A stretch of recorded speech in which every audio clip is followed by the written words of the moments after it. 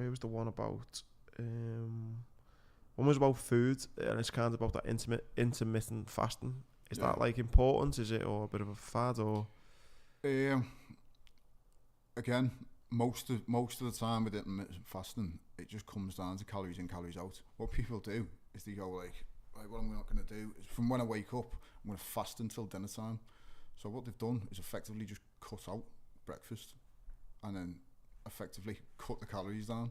Do you know what I mean? If you've got, say, 1,500 calories a day and you need 1,500 calories a day to maintain your body, and then suddenly you take one of them meals away, which was 500 calories, now you're only having 1,000 calories a day.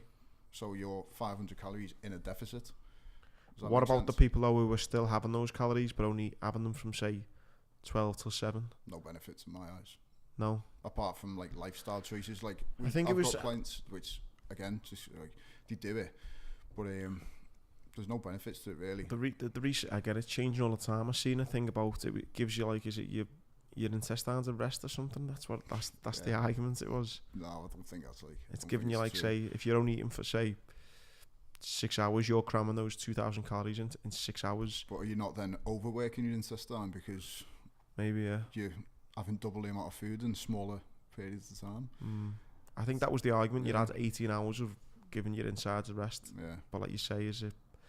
There's things which I've read, you know what I mean? Like there's stuff online which says like, oh, if you fast, then your body fights cancer off and cleans itself and detoxifies itself and stuff like this. And you've got to take things like this with a pinch of salt. Yeah. I mean, it's like what is it? CBD oil and stuff like that. Now it's like the big craze which has popped up in the last year and stuff, and it's claiming all sorts of stuff. Do you know what I mean? But would you personally rest all your things on that?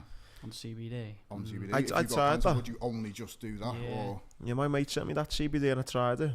And I think it was a bit of a placebo. Because again, you hear all these things and you're thinking, I can't say I felt any massive differences. But again, it falls back into the... It falls back into they're the little 1%ers, aren't they? Yeah. You know? If you've got everything else perfect, then you probably take a CBD, you might notice the difference. You know what I mean? But if everything else in your life shit, I mean, you're boozing all weekend and that, and then you have like 3 drops of CBD, you're not going to be on No. It's not like a miracle drug. Yeah. I've been out Friday, Saturday, Sunday, I've had Mackies all weekends, but this CBD on a Monday morning, 2 mil of CBD, I'm good to go. I'm good to take on the world. Mate, say like there's one here, fast. Jesus Christ, I haven't looked into intermittent fasting, but fast for 16 hours each day, and then the remaining for 8 hours you just eat. Is that what you mean? Is that like so you literally don't eat for 16 hours? Probably say but don't forget you're asleep for that. So you start eating at say 10, and then you stop eating at say 6 in the evening. And then you don't have nothing then from 6 in the evening until so finish your last meal at 8 p.m. and then don't eat until 12 noon the next day. See, then you're technically fasting for 16 hours between meals. Isn't that just like most people's lives anyway, though? That skip breakfast and stuff. I mean, if you've got a busy job or you're trying to get the kids ready in the morning, and you have your tea late at night, and then you go to bed, you wake up, you skip breakfast, go to work, you have your dinner at 12 o'clock. Is that not just like what everyone's doing anyway? Is anyone getting any medical benefits from it and living longer and stuff or what? And I think even if there is some truth to that, again, it's not going to be like you're not going to turn into Superman overnight by resting for not eating for 16 hours. What is it meant to do? Just clear your system out? Is that what they say that? It's like anything, isn't it? There's like loads of claims on the internet for all sorts. You know what I mean? Make you fly, but there's like whether there's any truth to it and whether your body reacts well to it is another story. I mean, everyone's different. The thing I see with nutrition. And I don't even do this. It's a great little saying though. Whether how true it is, I don't know. It's so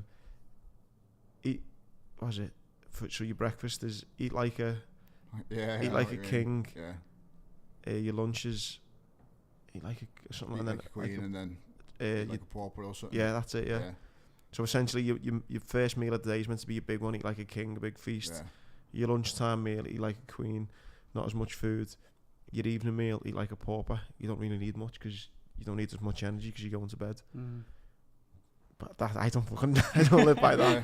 It's like, well, not many people do the opposite way around, don't they? But there's a lot of studies to suggest as well. Your body's like works on a 24-hour clock, and it doesn't matter like when you get it, whether you had it every couple of hours or whether you just have one massive 3,000 calorie meal a day or whatever. It doesn't really matter. Apart from obviously just digestion.